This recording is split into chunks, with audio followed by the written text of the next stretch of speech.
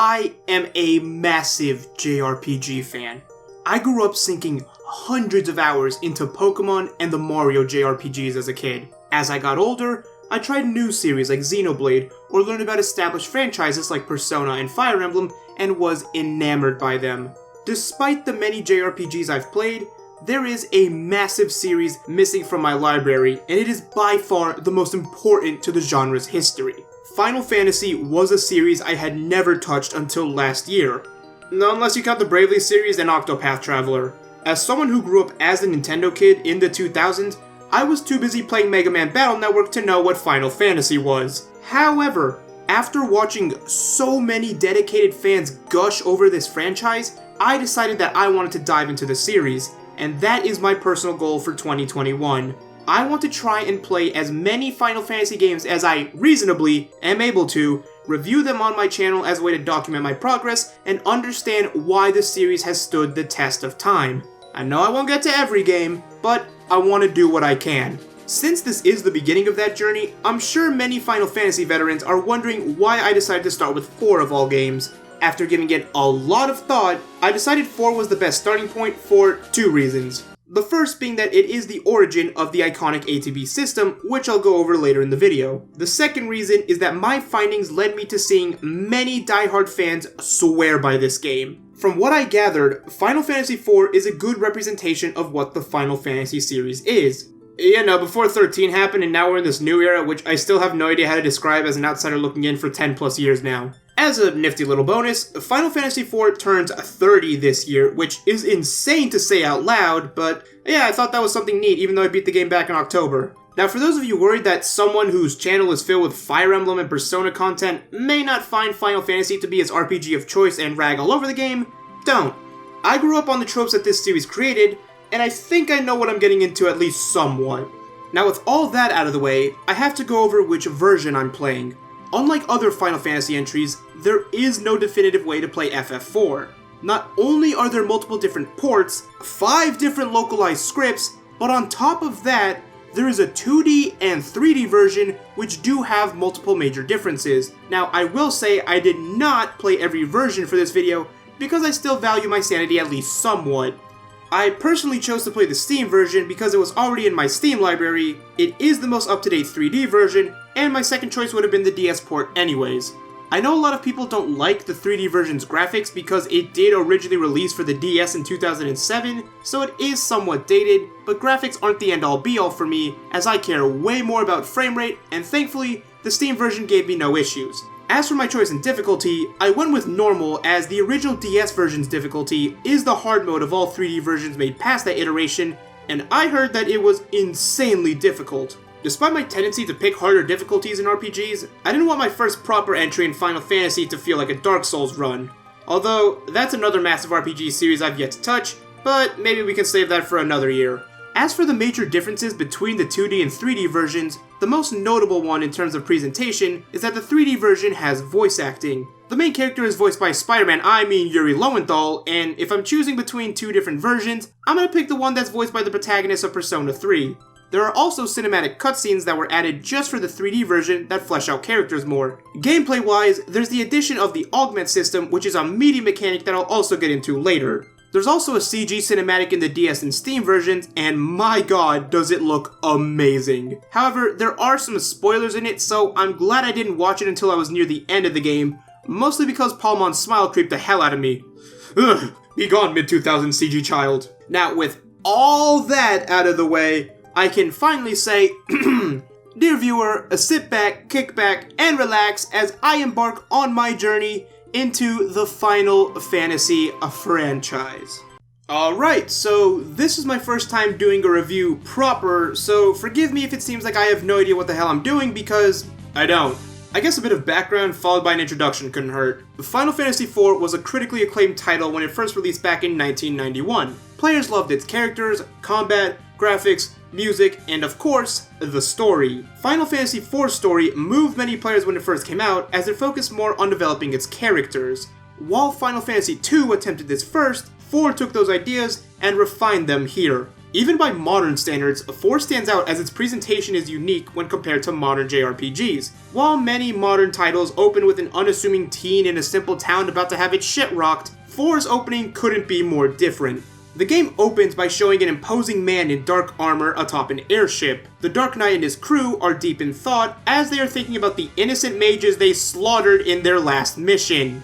That Dark Knight is Cecil Harvey, commander of the Red Wings, an elite air force for the kingdom of Baron. Upon returning, Cecil questions why the king sent him on such a morally reprehensible mission.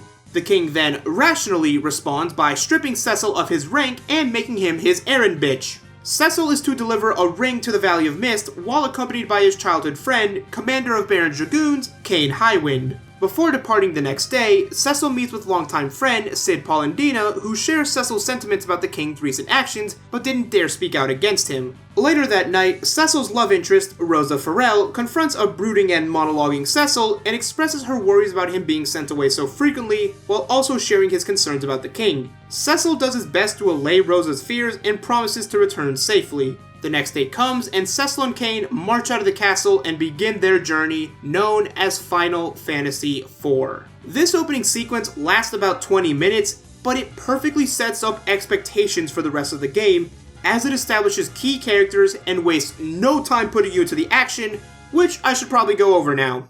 Final Fantasy IV is the first game to ever make use of the Active Time Battle System, or ATB system.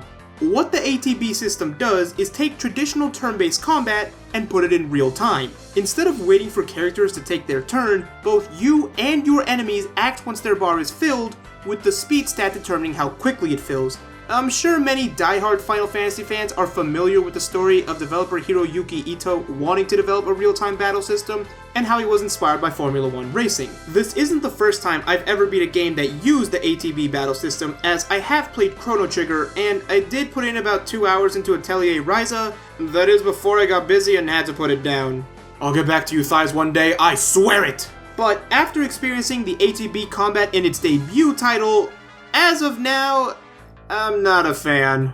I understand why the decision was made, as RPGs weren't an established genre at that point, and the market was dominated by platformers and shooters, which are more engaging experiences. Turn-based RPGs are less engaging by comparison, but time has shown that us JRPG fans, we don't care. Let me tell you, we don't care. That's not to say that the system discourages strategy. The game gives you enough time to react to enemies, however, the menus do feel somewhat clunky. Each time you cast a spell, you have to scroll through the spell list and make sure you find the correct spell and don't accidentally mash something else, wait for the casting time, and then you finally cast the spell. While your casters do that, Cecil and your other physical DPS members can just go swing swing and take out enemies faster. If you're asking why I didn't use auto battle, it's because I'm playing Final Fantasy, not grinding mats in my damn gotchas. That said, I am extremely grateful for the fact that mages can replace their weak attacks with their weapons, allowing them to do elemental damage without wasting MP. There's also the fact that Rosa's best weapon is just straight up a bow and arrow. And honestly, I just want to know why more RPGs don't allow the casters to be useful beyond their spells. The fact that Rosa is a very good white mage, but can also be a great sniper, just makes her 10 times more awesome to me. More RPGs, please take notes from this 3-decade-old title. That said, while they did get that right, this brings me to my biggest complaint with the game, and that is the encounter rate. Even after looking it up, I still have no idea how the encounter system works in this game. All I can say is that it is very inconsistent, as there are times when you can go over half a minute without a single encounter, and sometimes you can get into a fight 2 steps after you just finished one. Not helping this is the uncontrollable RNG elements. Sometimes it works in your favor, as you can get a surprise attack on the enemy, but you can also get ambushed or worse, back attacked, meaning your squishy mages are now on the front lines, forcing you to swap rows before they die. The 3D version of this game came out in 2007, and I just want to ask why the hell there was not some sort of item added that could reduce or eliminate encounters for a short amount of time. If Pokemon had this figured out in 1998, why couldn't they just retroactively add it to this game? You do get an augment that eliminates random encounters, but that's only towards the tail end of the game, and that's not a solution to the problem, more so applying a bandage on a gaping wound that scabbed up 2 weeks ago. While generic encounters are especially monotonous in this game, I will give credit where it is due and praise the amazing boss battles. Bosses in this game are no pushover. Even on normal mode, they're still pretty difficult. There are many great fights in this game that properly apply pressure on the player. This is shown right away with the Mist Dragon, the first boss of the game, acting as a proper introduction to boss mechanics while not being too difficult. Then there's Cognazo, who has you juggle between lightning and ice spells, all while trying to keep the party alive as he assaults you with his powerful tsunami spell that can one-shot the entire party if you're not paying attention. There's also the Dr. Luge fight, which has a unique mechanic in the 3D version as he uses reverse gas, which causes damage to heal, and vice versa. The status applies to him as well, so you can be creative in your approach in this fight, but you need to have good timing. And then there's the big bad himself, Rubicante. Rubicante is an honorable character who heals you before you fight him and even gives you ways to heal in the middle of the fight. His cloak dictates the tempo as once he opens up, you gotta dish out enough damage before he nukes your party with Inferno. The bosses are fantastic in this game, with all of your deaths to them feeling like they were your own fault, and I like it when a game elicits that reaction from me. If I did something wrong, it means I have to switch up my strategy and take more advantage of the mechanic added in the 3D version, Augments. Augments are unique abilities that can be used one time on any character to give them set ability. Some augments are passive like Counter, while others are their own ability like Salve, which lets you use an item on the whole party and not just one member. Each character still has their unique traits as they did in the original. Cecil has Darkness, which lets him deal double damage at the cost of some HP, Kane has the Dragoon signature and Jump, and Rosa has Aim, you get the picture. What makes this mechanic so interesting is how you get more augments. There are some that you get from side quests, however there are multiple that you can only get from your party members. One of the defining features of Final Fantasy IV is its dynamic party. The game constantly shuffles party members in and out of your party, and aside from Cecil, every member you get will leave your party at some time. The party members who are not a part of the final boss will leave behind 1 to 3 augments, and the number you get from them depends on the number you gave them. Since augments are a one-time use, you have to carefully invest them into party members that will stay, and while I personally use the guide, you can get a feel from the story as to who leaves when. This lets you feel like you're taking a bit of that party member into the parts where they can't join, and it doesn't punish you for using augments on the party members that leave, as the ones they leave behind are usually better than the generic ones you get from the game. It's an interesting system that allows for character customization in a unique way, and I really enjoyed it. It was great having Rosa be useful outside of healing as she can restore MP with Prey, or deal a good chunk of damage with Aim. My personal favorite was giving Riddy a Fast Talker, as that took her from completely busted to literally one of the strongest characters I've ever seen in a JRPG. Before I go over the characters and story, I just want to take a moment to appreciate this soundtrack. Nobuo Uematsu's works on the first 10 Final Fantasy games have cemented him as one of gaming's legendary composers. However, his work on 4 specifically is so good that they even teach the song Theme of Love to Japanese 6th graders in music class. Well shit, I'd have cared a hell of a lot more about the recorder in middle school if they had us practice video game music on it. I'll get to appreciate his work in the later entries, however, as Junya Nakano, one of the composers who worked with Uematsu on FF10, did the arrangements for the DS entry. This guy is clearly talented, but aside from these 2 games, he's only done 2 tracks for 13, and after that, he left the company, which I think is a crying shame. I'd gush more over this, but just listen to this 30-second bit from the cinematic opening and tell me that it's not amazing.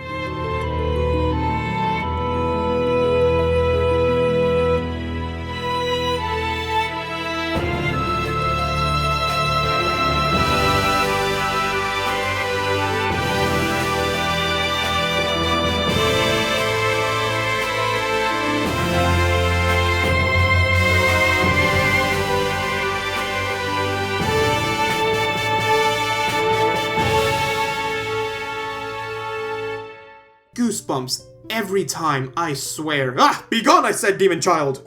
And with that, all that's left for me to talk about is the story, which I save for last so I can discuss spoilers at the end to not break up pacing too much. But let me know in the comments if you think it's better for me to address this earlier for future videos. That said, Final Fantasy IV's story is pretty straightforward. The ring he brought summons a bunch of bombs which annihilate the village, save for one small girl. Kain is about to go for the jugular before Cecil stops him, and the two decide to defect from Baron and stop the king's evil ambitions. However, the young girl summons an earthquake, dividing Cecil and Kain, leaving Cecil to protect the young girl, our mage for the journey, Iridia. Upon taking her to a nearby village, we learn that Rosa chased after Cecil once she heard what happened in Mist, but got sick along the way. After going on an expedition to find a cure and meeting the bar Edward at his destroyed hometown, he joins and fills the party in on what happened once Rosa recovers. A man by the name of Golbez has taken control of the Red Wings to collect the crystals, and it's up to Cecil and the gang to stop him. That covers the general premise of the plot for the rest of the game. Golbez is your main antagonist, and while a lot of people probably disagree with me on this, I'd say he's a pretty good one. Cecil has a personal reason to face him, since Golbez did take command of his fleet, and when you first see him in Fabul, the game does a good job depicting him as an unstoppable force.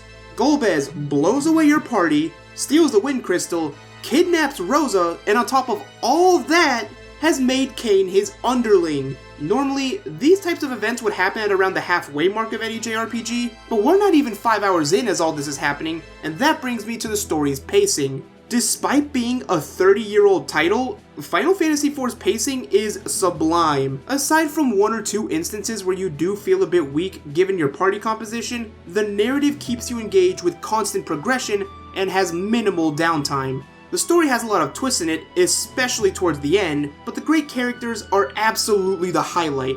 In fact, I would argue that each member of the final party is an amazing character. This is where I get a bit more spoilery, but you could probably guess that Cecil and Rosa were going to be in the final party. Cecil Harvey is probably one of my favorite protagonists in any JRPG I've played. Not only is he strong and resilient, but he's also a flawed enough character who truly grows as the story progresses that I think he is a perfect fit for the game's theme of brute strength alone not being power.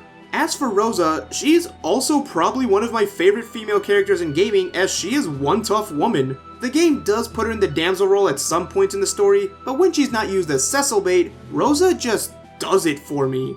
She's gentle and supportive to the whole party, not just Cecil, and on top of that, she's also strong-willed. Rosa wants to stay by Cecil's side even though it means following him into danger, but she's perfectly fine with that. The romance between these two is also great as they're both looking out for each other, but at the end of it all, it's a badass man and a badass woman teaming up to see their ambitions through. Also, I know looks aren't everything, but let me just pull up that FMV again and say hot damn, Rosa is gorgeous? Why don't more people talk about her? There are more badass women in Final Fantasy than just Tifa, guys. Although, I haven't played FF7 yet, so I don't know how that statement holds up, but we'll get there eventually. The next thing I want to talk about is Cecil's redemption arc. Cecil starts the game as a Dark Knight, but becomes a Paladin, and this isn't something I could have really hidden throughout the video, but it does happen relatively early in the game. Regardless, this spoiler is about as well kept as what Sephiroth does to Aerith, although some Zoomers don't even know that happens, and probably never will, since, let's be real, Aerith is not dying in the remake, and Safer knows what they have planned for her. As for Cecil's change from Dark Knight to Paladin, I love it. With Cecil reset to level 1 being used as the means to convey how the start of a new path is more difficult than the one you were on before is brilliant. Bonus points for having everyone in Mysidia shocked that Cecil actually pulled it off after heckling him so much. I did miss having Darkness for a bit, but I quickly got over it as he's your support and you use him to buff the party's defenses at the start of boss fights. Okay, now I'll get into the real spoilers. Skip ahead if I've convinced you to try the game for yourself. Regarding the spicy stuff in the story, I'm not sure how, but I just kind of rolled with it. With all the fake out deaths, I was maxed out on adrenaline for the rest of the story, so I simply accepted that Golbez was Cecil's brother, and that Cecil was half Lunarian, which is subtly hinted at given his lighter complexion to everyone, which I thought was a nice touch. And yeah, a lunar civilization does come out of fucking nowhere, and I don't think I fully understand the Lunarians or how they work, but at least the game is only fumbling over its stuff at the 95% mark, so I give it a pass. Back to the deaths though. I know a lot of people don't like them because they are ultimately meaningless as everyone comes back except for Tella, But I had no idea that was the case, and they might as well have died since they don't rejoin your party. That said, the characters still thought they were going to die, so for me personally, it didn't lessen the impacts of their sacrificial actions. However, I thought Tala's death was an impactful moment in the story, as it just reinforced how powerful Golbez is to simply face tank the meteor spell Tala hyped up every time he was in your party. As for Golbez himself, you only get a real fight with him once, and I was disappointed that there wasn't a second encounter, but the one fight you do get with him is nothing short of incredible. The chips are down, Cecil is the last man standing, and out of fucking nowhere, an aged up Rydia shows up on a dragon and lays the smackdown on Golbez. Now, Cecil and Rydia are desperately trying to revive the party to take down Golbez. I was shocked when the game booted me to the title screen after I wiped the first time and realized, oh, you're serious. It definitely took me a couple of tries, but I eventually got him with the whole party standing, and it felt awesome. As for Rydia as a character, I greatly admire how quickly she matures. She goes through a lot, and as you learn from her thoughts that you can only see in the pause menu of the 3D version, she eventually finds it in herself to forgive Cecil. I know she grew up quickly during her time with the Eidolons, but childhood trauma doesn't heal easily, so I admire her resilience. Now that I've gushed over Rydia and her role in the second best fight in the game, let's talk about Rubicante. I didn't expect an Archfiend to be honorable, but here we are, and his interactions with Edge are just so good. As for Edge as a character, I feel like a lot of people give him undeserved crap. Yeah, he's a sleazy prince to a ninja kingdom and is way too angsty to be a proper ninja himself, and on top of that, he's incredibly edgy, but it's in his name. What did you expect, people? That said, he matures very quickly, and understandably so. After seeing his parents transformed into abominations and failing to stop the man he thinks is responsible for it, Edge either had to buck up or shut up, and he decides to rise to the occasion. I respect men like you. Men with courage. But you are a slave to your emotion, and so will never know true strength. Such is the curse of men. You think our rage a weakness? Then let me show you how wrong you are!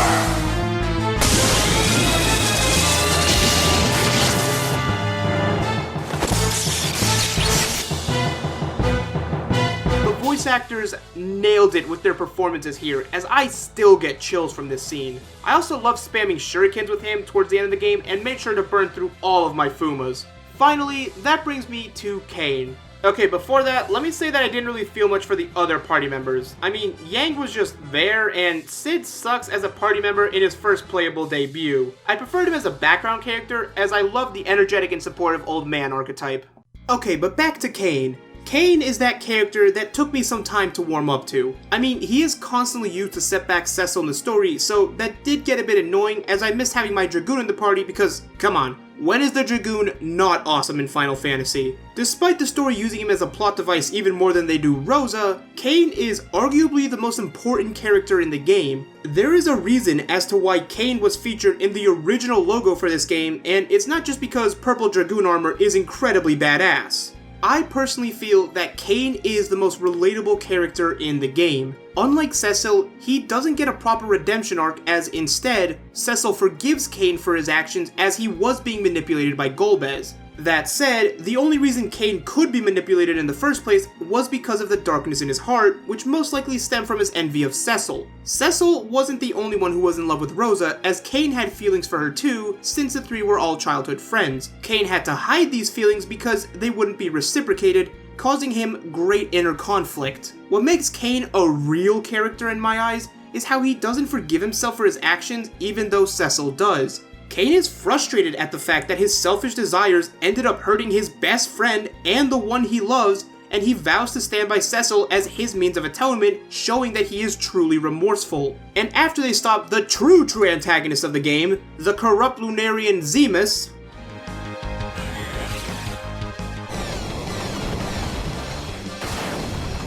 Now that's a lot of damage! Okay, that was badass, I'm not gonna lie. I mean, after they defeat Zeromus, the, what does it say here? Physical manifestation of the hatred of Zemus. Okay, this is when I stopped caring. Blah blah, fight was kinda hard, but the premise was stupid, blah blah. Okay, here we go. After the final boss is beat, Cecil and Rosa get married, and every important character in the story gets together to celebrate, except for Kane, as he doesn't feel as though he has the right to be there, and continues his atonement after the credits roll. Kane's ending is pretty tragic, and I really feel for the guy and love his character. But I love everyone in the final party, especially Rydia because of how broken her summons were.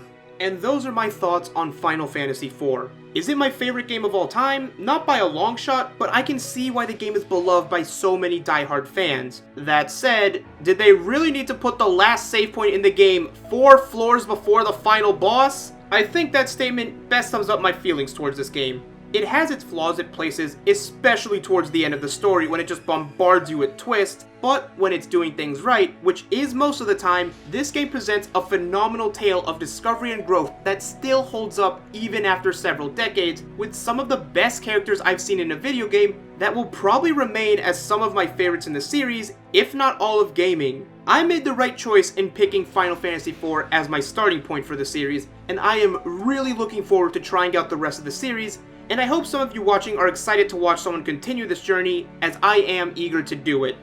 And that's the video. Thank you all so much for watching. I originally wanted to make this a monthly series, but January ad revenue sucks on YouTube, and I did have some recent health complications that made getting the video out sooner a much more difficult process.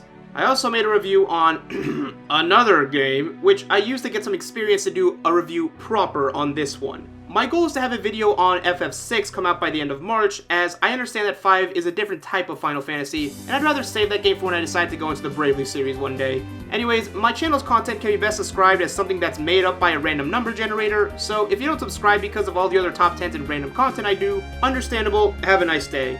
Regardless, I hope I entertained you enough to check out this channel on a somewhat regular basis. Alright, that's about it for me. Time to grind for my next project.